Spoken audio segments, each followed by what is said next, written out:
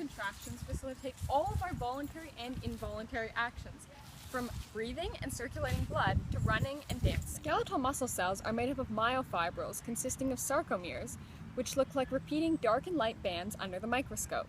In order for the muscle to contract, the actin filament must be pulled along the length of the myosin filament. When the muscle relaxes, the actin filaments move back to their original places before receiving a signal to engage in another contraction.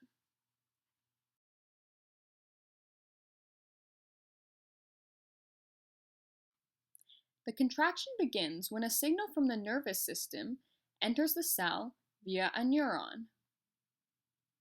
The neuron releases neurotransmitter molecules, which, by binding to receptors, act to depolarize the membrane of the muscle fibers, triggering the release of calcium ions stored in the sarcoplasmic reticulum.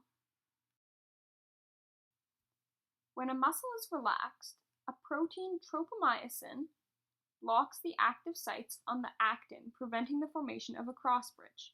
However, when calcium is introduced, it binds to troponin, which causes the displacement of tropomyosin, allowing for the formation of a crossbridge. Myosin heads bind to the active sites on actin to create a crossbridge only when a bound ATP is hydrolyzed to inorganic phosphate in ADP. Movement of the actin by the myosin is ultimately called the power. The process can be visualized with a person, myosin, standing between two suitcases, the Z-lines. The bungee cords, actin, are only graspable when calcium exposes a place to hold onto, the active sites.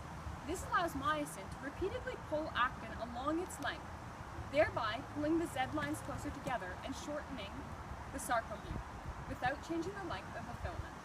All the sarcomeres contracting individually but in unison causes the muscle to contract as a whole. And that's how muscles contract, allowing you to hop, skip, and jump your way through life.